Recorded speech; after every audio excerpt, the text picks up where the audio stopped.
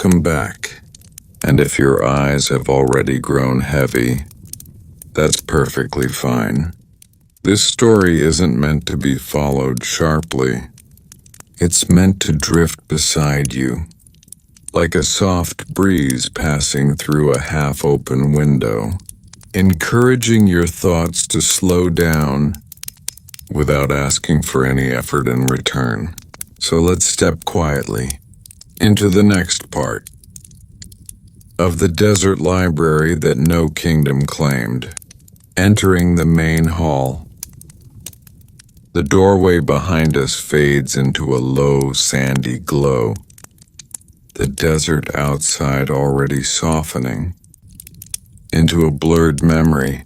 Inside, the main hall stretches gently forward.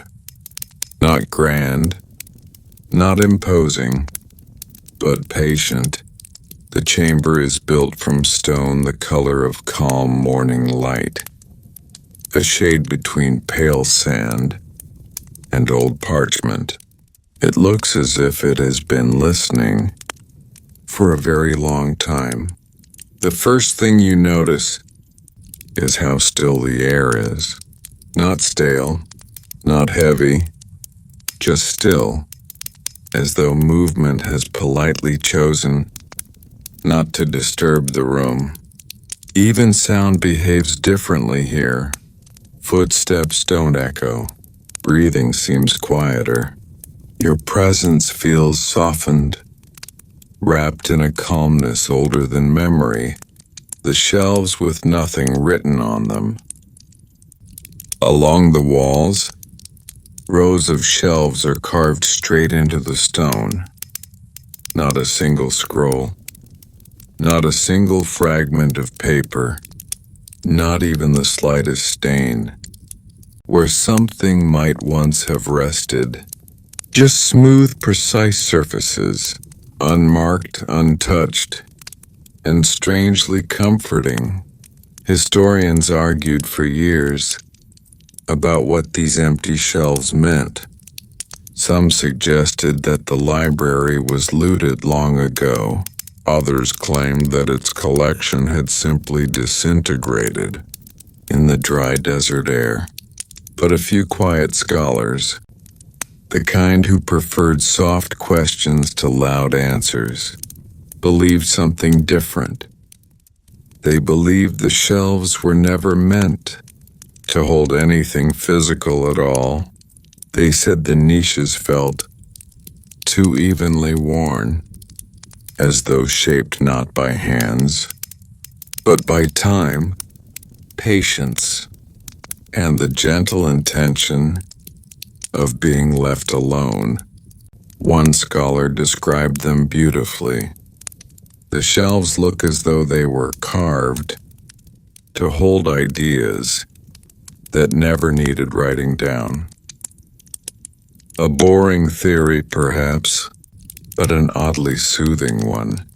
A hall that doesn't try to impress you. Most ancient halls, temples, palaces, libraries are built to awe the visitor.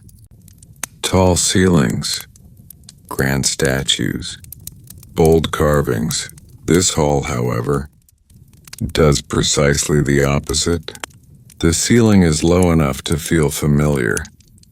The walls curve slightly inward, giving the space a quiet, sheltered feeling, like sitting beneath the shade of a tree. Nothing tries to catch your attention. Nothing demands to be admired. The space simply exists, with the soft confidence of something that has no need to prove itself. It feels gentle, comfortable, almost sleepy. The sand line on the floor. Near the center of the hall, there's a thin line of sand that stretches perfectly straight from one wall to the other, not blown in by the wind, not shaped by footsteps, not accidental. Archaeologists examined it closely. and concluded something curious. The sand line moves, very slowly, almost unnoticeably, year after year. Some thought it marked the path of the sun. Others suggested it traced the shifting angle of the wind. But the earliest travelers described it differently. They said the line felt like a soft reminder that even the quietest places are never completely still.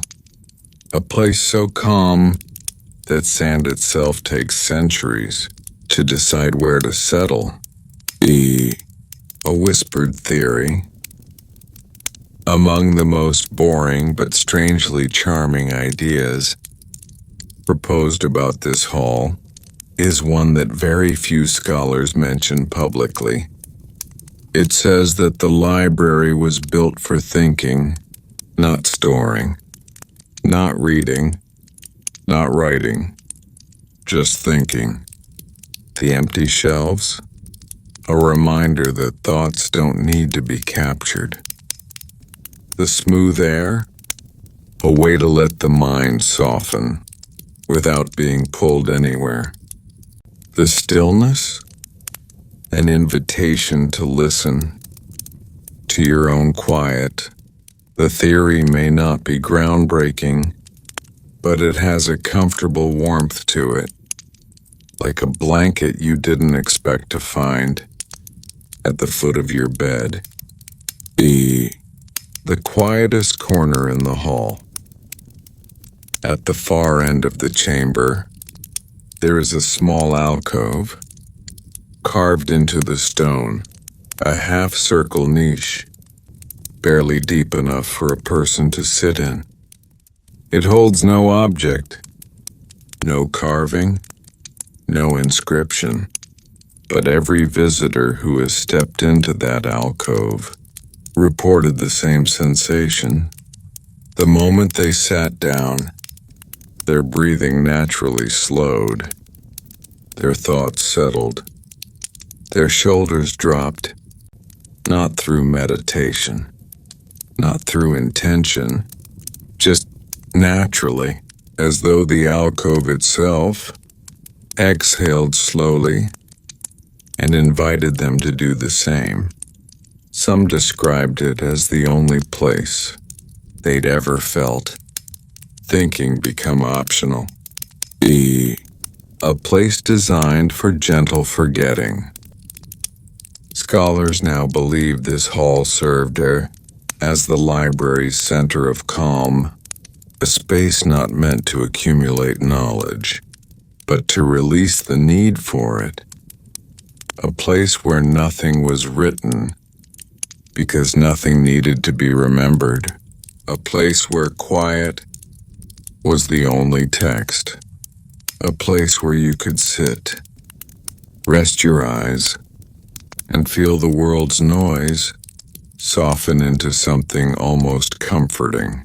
And as we leave this first hall and prepare to move into the deeper rooms of the library, notice how your own breath moves, a little slower, how your thoughts seem slightly less important, and how the air feels just a bit heavier in the most peaceful way.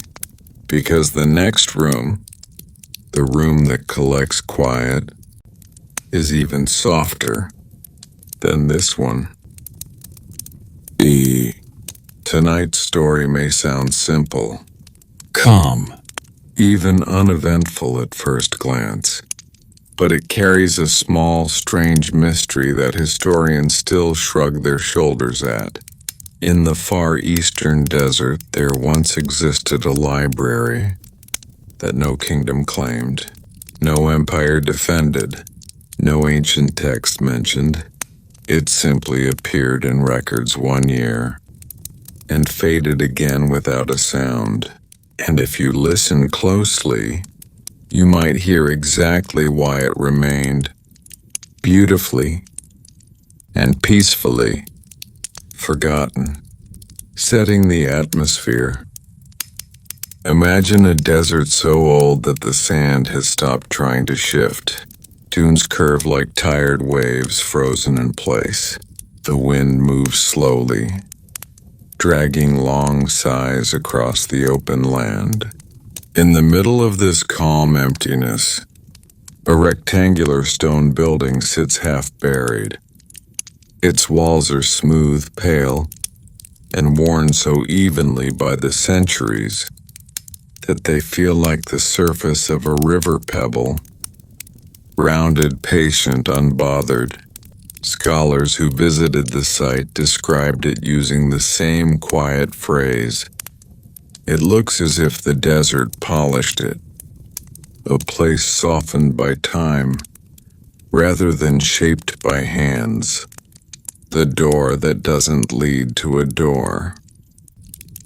The entrance sits low, almost thoughtful, as if lowering itself to greet anyone who approaches.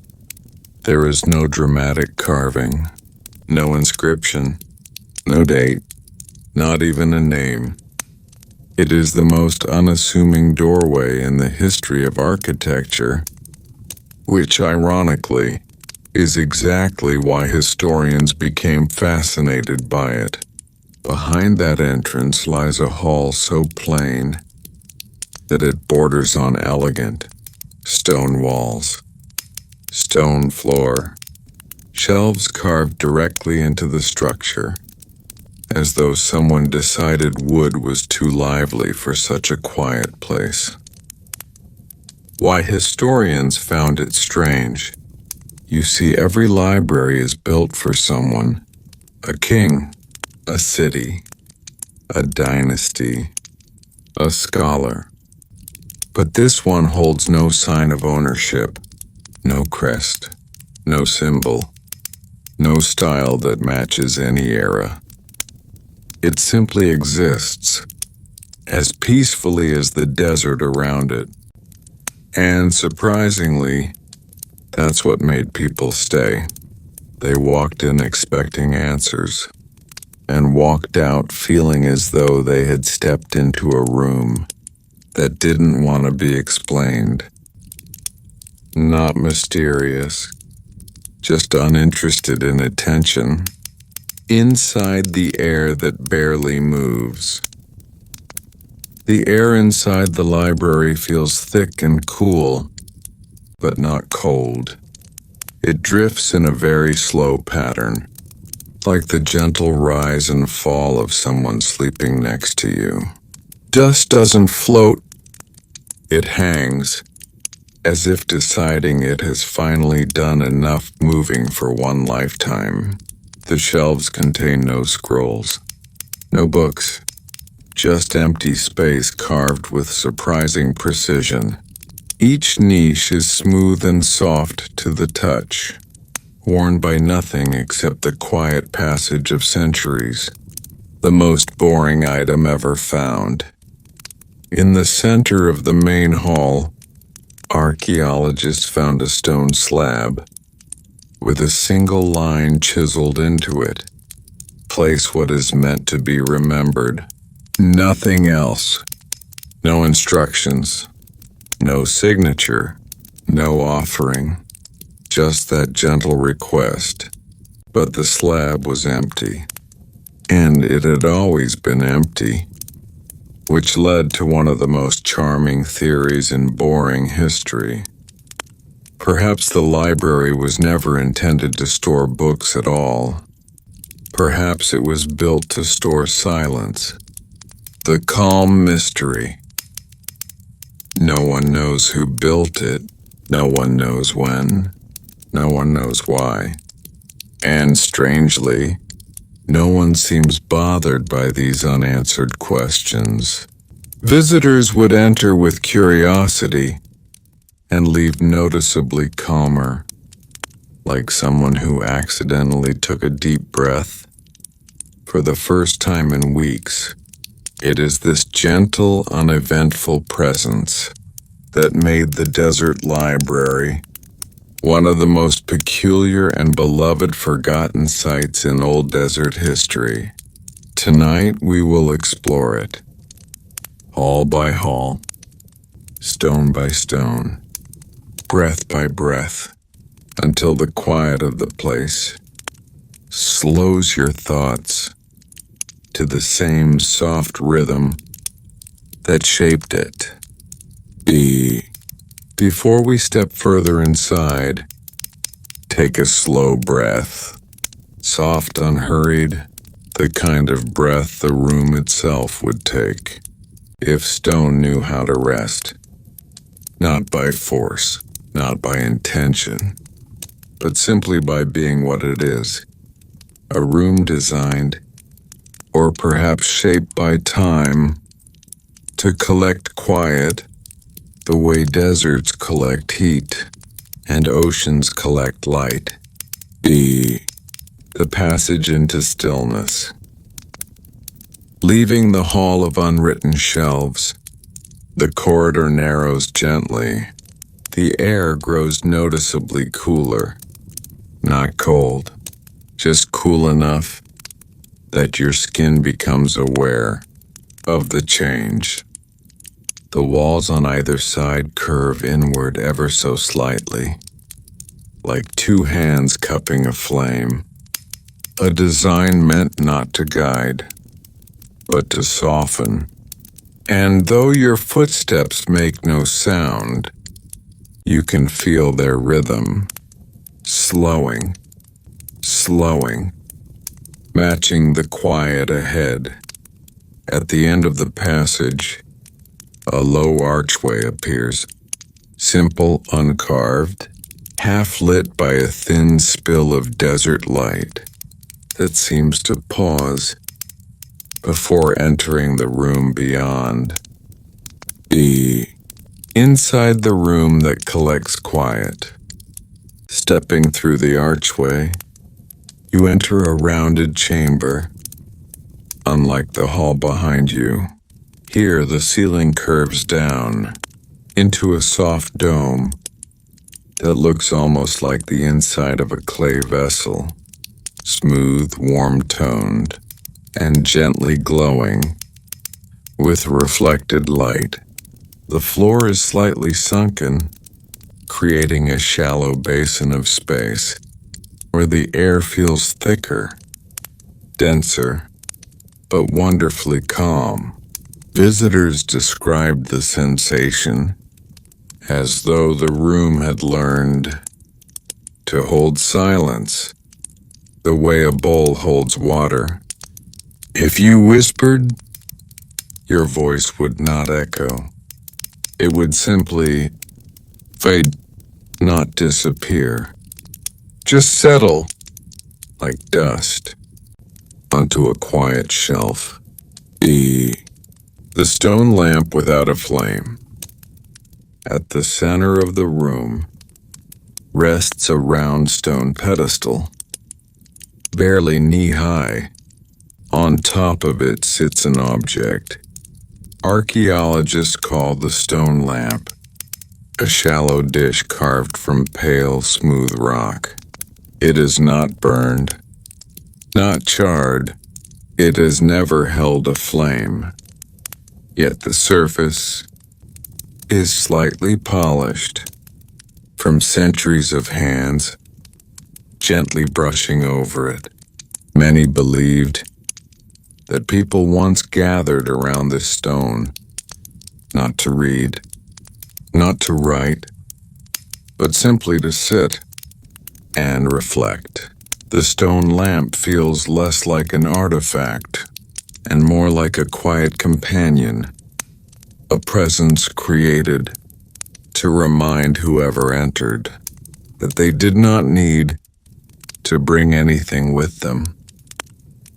Not thoughts, not answers, not even intentions, just themselves. The soft bowl of air. The basin-like floor creates a curious effect. The room feels heavier towards the center, as if the air settles downward and rests in the middle, like a still pool. Scholars who spent hours inside agreed that breathing felt slower here, a gentle downward pull that encouraged the body to relax. Some described it as a bowl carved to hold silence, and you are simply sitting inside it. Others noted that time itself seemed slower, minutes stretching softly, as though the room refused to hurry them. The quiet that gathers over centuries. What makes this chamber extraordinary is not its construction, but the way it seems to gather quiet from anyone who steps inside. Imagine every visitor, every scholar, every wanderer, every person who sought shade from the desert sun, each of them leaving behind a small breath of calm, a moment of stillness, a quiet thought. Over centuries, those tiny pieces of quiet accumulated like layers of dust, settling softly on stone, not heavy, not oppressive, just peaceful, as though the room learned how to hold the gentle things people left behind. The sound that doesn't happen. There is a story, not officially recorded, but passed around by explorers, about a historian who tried to test the acoustics of this room. He clapped once, just once. He expected an echo. He expected sound to bounce around the curved walls in soft delayed waves. Instead, the sound seemed to fold inward, not swallowed, not muted, but softened so quickly it felt almost embarrassed to have interrupted the quiet. He didn't clap a second time. The faded footstep marks. Near the edges of the basin floor, a ring of faint depressions circles the chamber.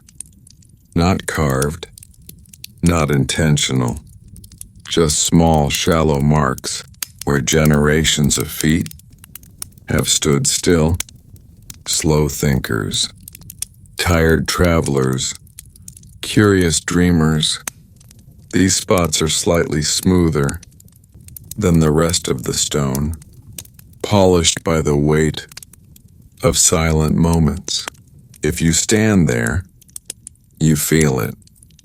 The gentle pull toward stillness. The sensation that you are one more person adding your quiet to a place that has collected quiet for far longer than anyone can remember. A room made for unburdening. Some say this was a meditation chamber. Others claim it was a gathering space for discussions now forgotten. But the calmest theory, the one that matches the room's feeling best, is simpler. It was a place for setting things down. Worries, questions, thoughts that have grown too loud, memories that need softening. A room built not to provide answers, but to release the need for them. Leaving the chamber, before stepping back into the corridor, you turn once more towards the stone lamp, sitting quietly in the center, as if waiting for nothing, and pleased with that purpose. And as you move away from the basin, your steps feel lighter, not in speed, but in weight, as if the room has taken a small burden from you and placed it gently beside all the others it has collected. The corridor ahead leads deeper into the library's interior, where time slows even more, and history becomes almost dreamlike. The place where time remembers to slow down, not stop, not freeze. Just soften like warm sand shifting under your feet. The first steps into the corridor. Leaving the quiet chamber behind, you enter a passage that stretches far longer than its shadow suggests. At first glance, it seems perfectly ordinary. Stone walls, arched ceiling, dust floating gently in a thin beam of light from a narrow slit above. But the moment you begin walking, you sense it. A slight lag, barely noticeable, like the world is breathing 1/2 second slower than you are. Your footsteps feel fractionally delayed, not to your ears, but to your mind, as though time itself is adjusting its pace to match yours. The walls that shift light. The corridor's walls are made of pale stone, unremarkable, unadorned, but the way they hold light is unusual. Instead of absorbing brightness or reflecting it sharply, they soften it as though each stone was gently dusted with some fine invisible layer that smooths every edge.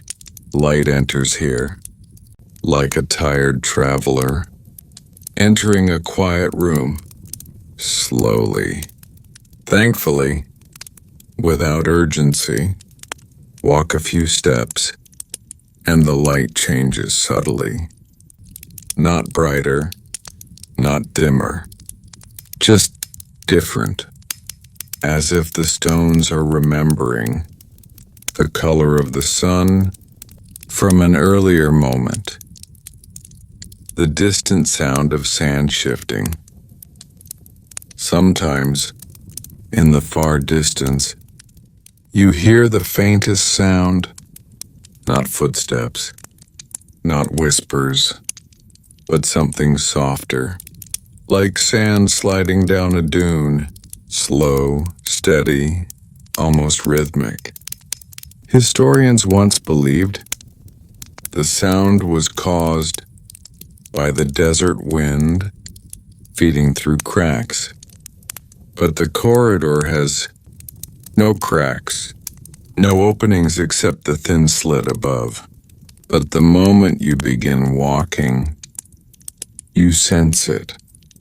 A slight lag, barely noticeable, like the world is breathing 1/2 second slower than you are. Your footsteps feel fractionally delayed, not to your ears, but to your mind, as though time itself is adjusting its pace to match yours. The walls that shift light. The corridor's walls are made of pale stone, unremarkable, unadorned, but the way they hold light is unusual. Instead of absorbing brightness or reflecting it sharply, they soften it as though each stone was gently dusted with some fine invisible layer that smooths every edge. Light enters here, like a tired traveler entering a quiet room, slowly. Thankfully, without urgency, Walk a few steps, and the light changes subtly. Not brighter, not dimmer, just different, as if the stones are remembering the color of the sun from an earlier moment. The distant sound of sand shifting. Sometimes, in the far distance, you hear the faintest sound, not footsteps, not whispers, but something softer, like sand sliding down a dune, slow, steady, almost rhythmic. Historians once believed the sound was caused by the desert wind feeding through cracks, but the corridor has no cracks, no openings except the thin slit above. Some explorers said the sound was simply the building settling. Others claimed it was time shifting its weight as it walked beside you. But the sound is never disturbing. It's more like a reminder, a quiet cue to slow your breathing and let your shoulders fall. The marks of measured moments. Halfway through the corridor, the ground changes. The smooth floor becomes a slightly worn stone path, lined with shallow grooves running lengthwise, not carved, not deliberate, just the natural shape left by centuries of footsteps, all going in the same direction, all taking their time. Some historians theorize this hallway was once used by scholars who needed long, slow walks to think. Others believe the grooves formed because nobody rushed here, ever. The stone simply remembered the steady pace of every person who walked this passage. A place that taught people to slow down just by existing. The lantern niches without lanterns. Every few steps, you notice rectangular recesses in the wall. Lantern niches, but they're empty. No hooks, no ash marks. Not even soot. It's clear there were never lanterns here at all. So why the niches? One archaeologist noted, perhaps the niches were for something that didn't need flame. Another wrote, maybe they were pauses in the architecture, places for time to rest. Whatever their purpose, their presence creates a rhythm, a pattern you begin to match with your breathing. The point where distance feels soft, near the end of the corridor, although end feels like the wrong word, you experience something unusual.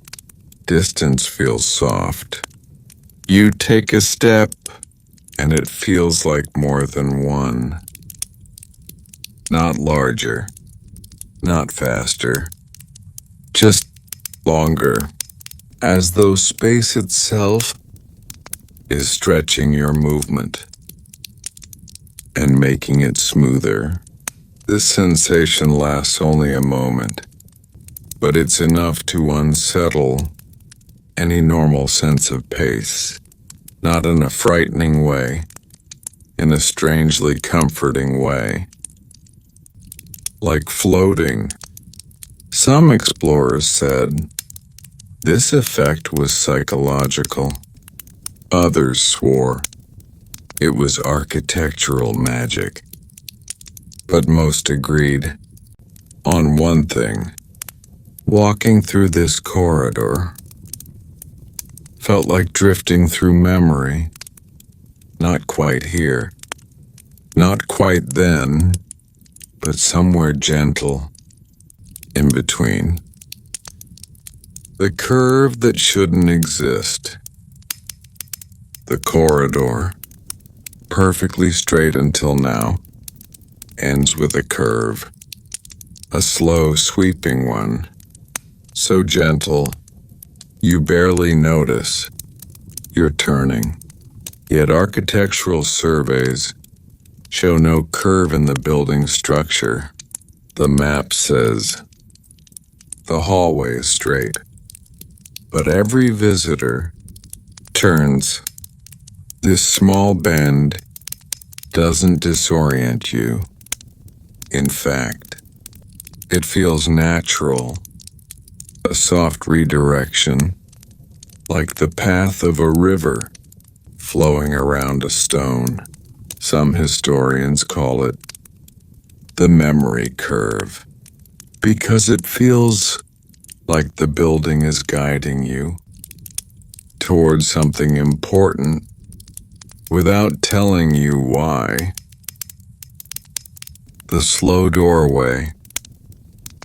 At last, you reach a tall doorway, simple, uncarved, framed by stone, that looks slightly smoother than the rest.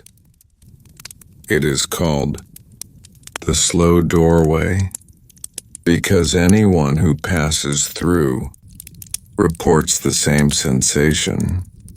For just 1 second, time feels thick, like moving through warm water. Not sticky, not heavy, just slow. You step through, and the sensation vanishes instantly, but it leaves behind an unmistakable calm that settles inside you like a warm, steady weight. Beyond the doorway lies the next chamber, a place every historian spent the most time studying. A room that holds the remains of something nobody expected to find in a library. Something that once moved. This is the room of forgotten mechanisms. The first sight of the room. Passing through the slow doorway, you enter a large chamber lit by soft, indirect shafts of daylight that filter down like pale threads.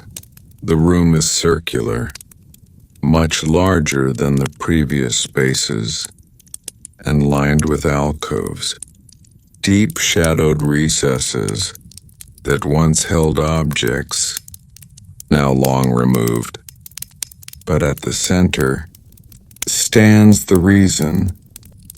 Scholars argued a vast silent machine, not intact, not broken, just motionless, as if resting after 1,000 years of work.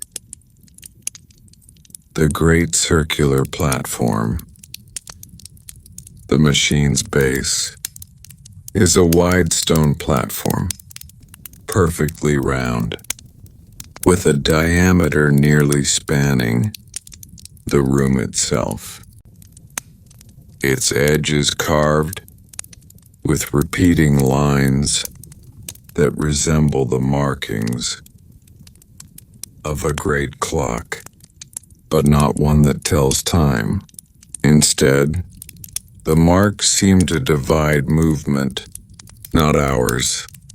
Tiny notches, grouped in repeating patterns, hinted cycles, rotations, phases, as if the platform once turned slowly, gently, tracking something so subtle that only patience could make sense of it. The mechanism that isn't mechanical, rising from the center of the platform, is a structure too elegant to be machinery and too intricate to be merely artistic. It is a tall framework of stone, interlocked rings, curved arms, and branching arcs that twist in ways stone shouldn't. Many believed this was an astronomical instrument. Others insisted it tracked wind, or seasons, or vibrations in the building itself. But there are no gears, no metal, no joints. The mechanism appears carved whole from a single piece of stone, as though someone shaped motion into stillness and left it to be studied. Shadows that know where to fall. The room is designed with unbelievable precision. At specific hours of the day, sunlight falls through high slits in the ceiling, casting narrow beams onto the mechanism. But instead of lighting it directly, the beams fall onto tiny polished patches of stone, barely noticeable unless you look closely. These patches reflect the light into the arcs and rings, creating soft patterns of movement that glide slowly across the mechanism's surface, not fast enough to follow, barely fast enough to notice, but over hours, the shadows shift in beautiful, slow arcs. Some early scholars believed these movements served as a calendar. Others thought it measured the behavior of light itself, but most agreed that whatever it was, it worked quietly, beautifully, softly, in a rhythm meant not for the eye, but for the mind. The silent pendulum. Near the back of the room, hanging from a carved archway, is an object that once moved, a long, slender pendulum carved entirely from smooth white stone.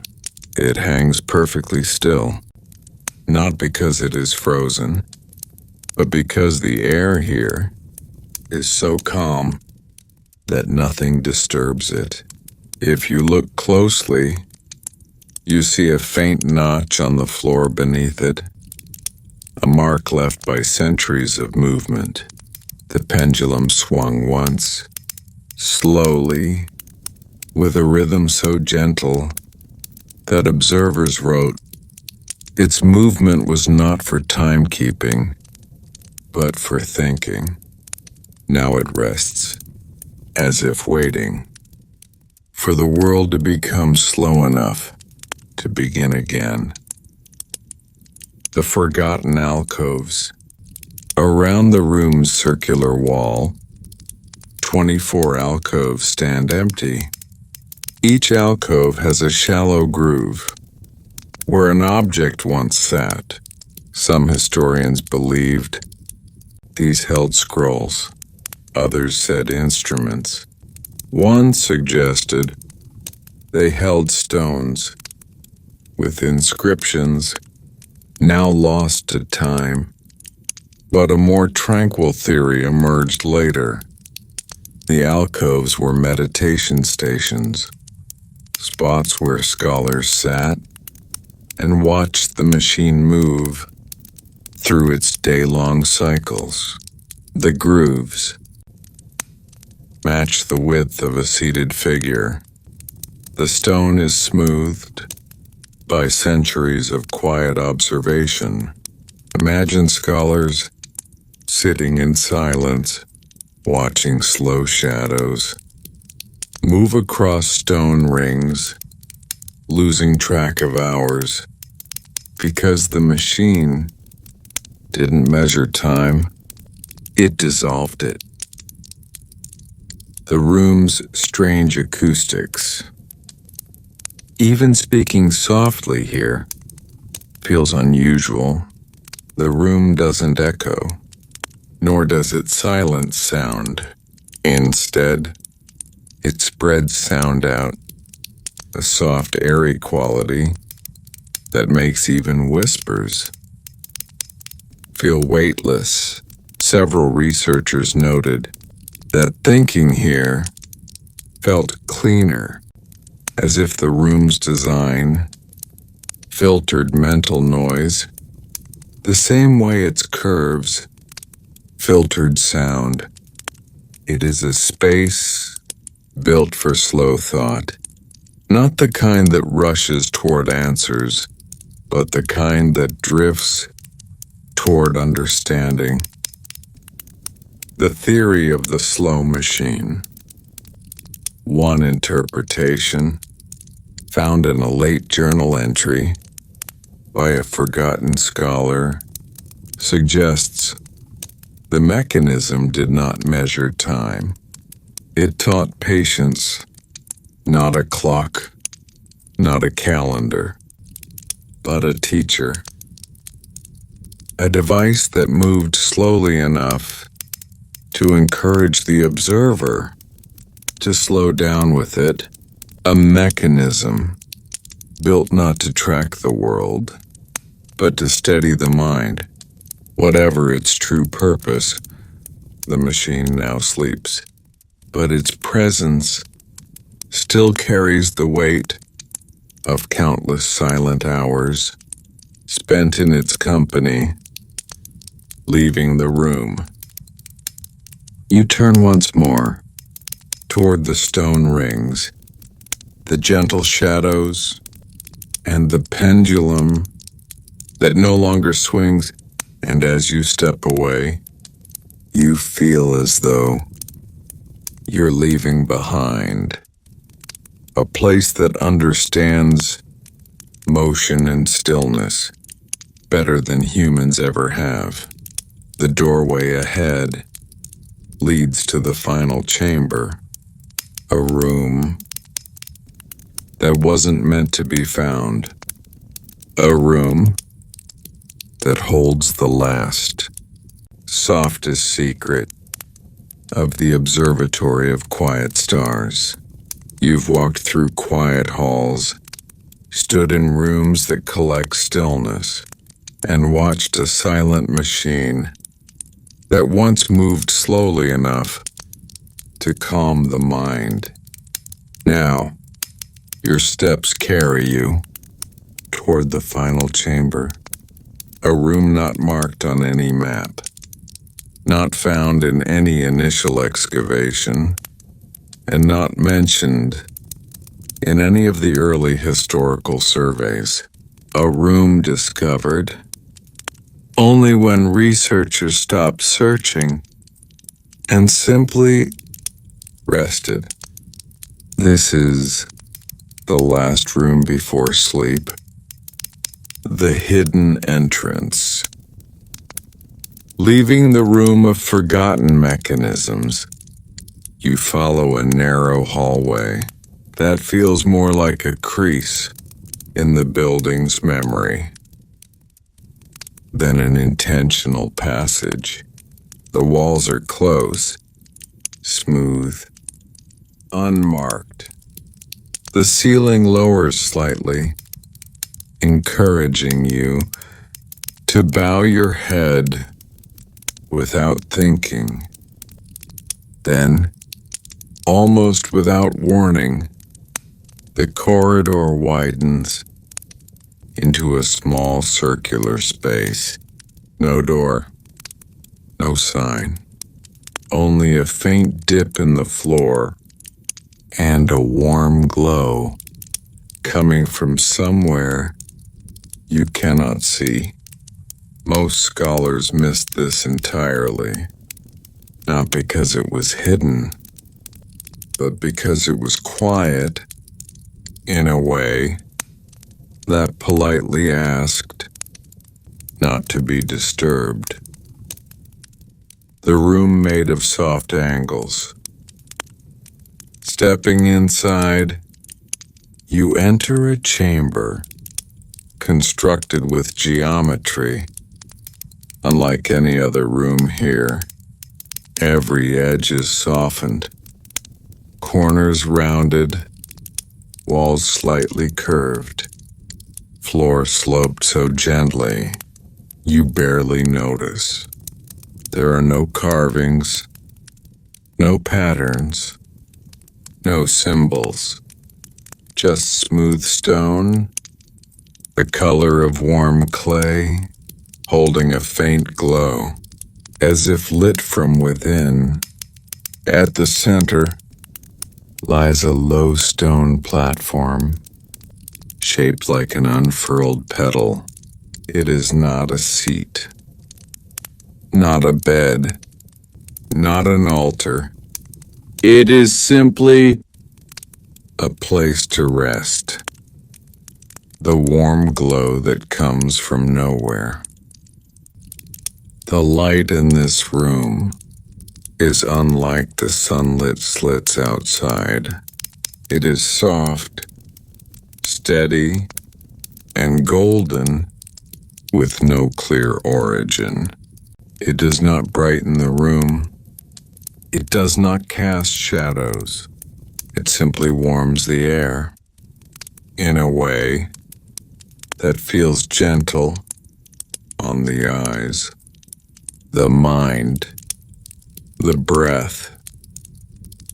Researchers described it as the kind of light that feels like a memory you don't remember making.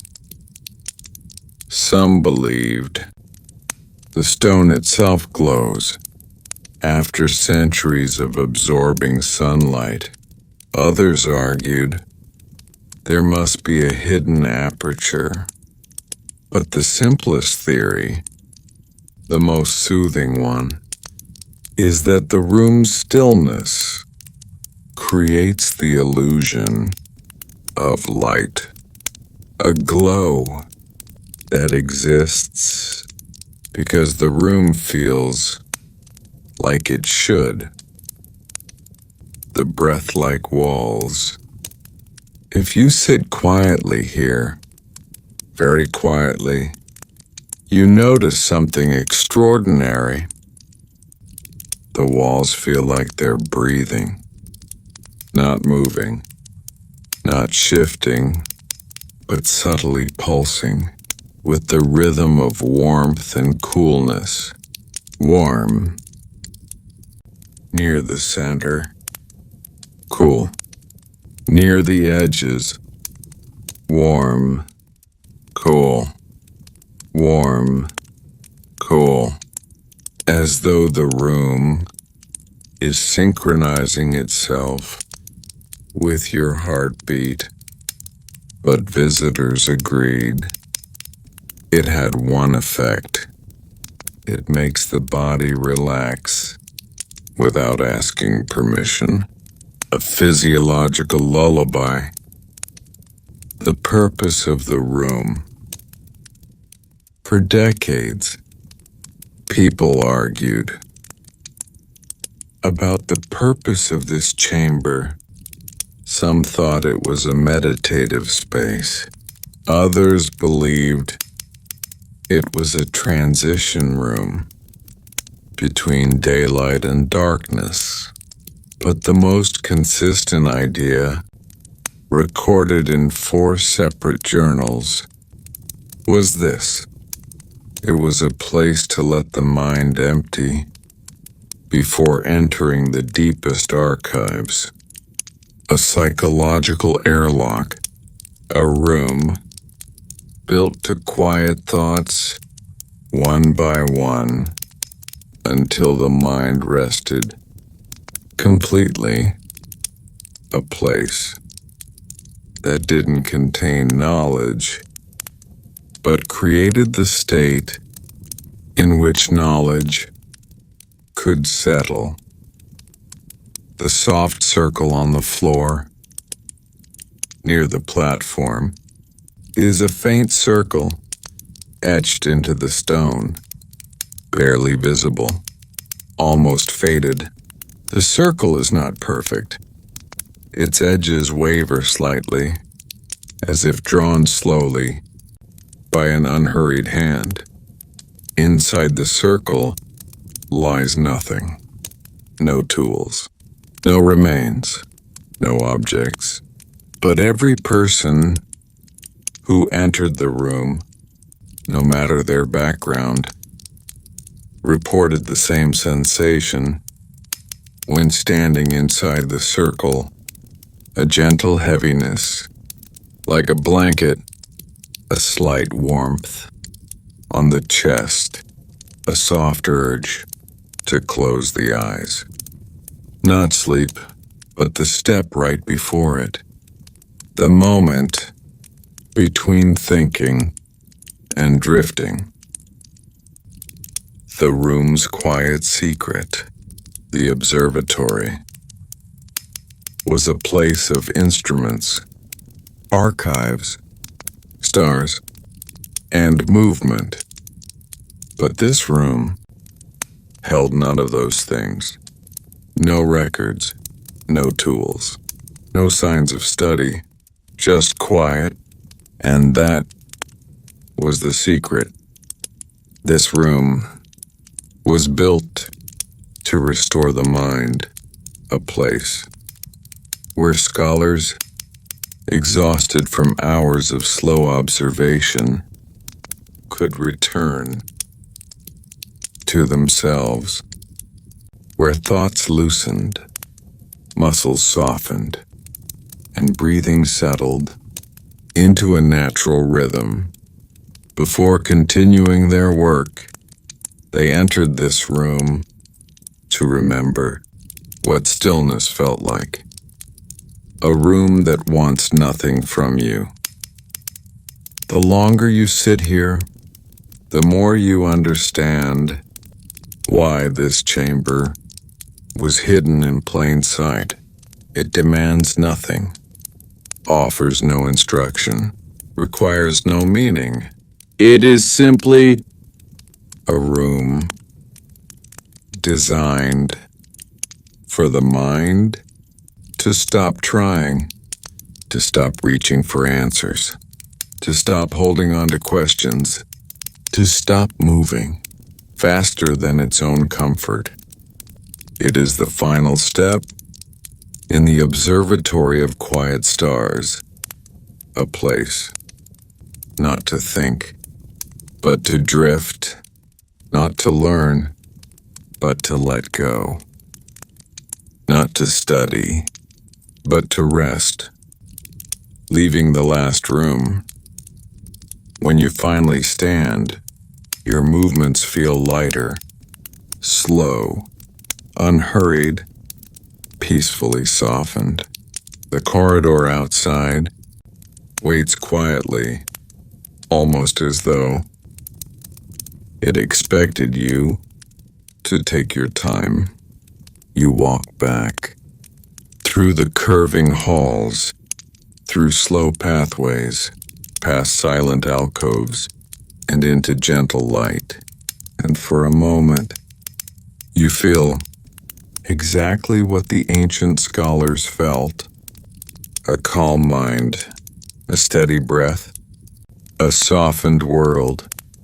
The Observatory of Quiet Stars was not built to measure anything.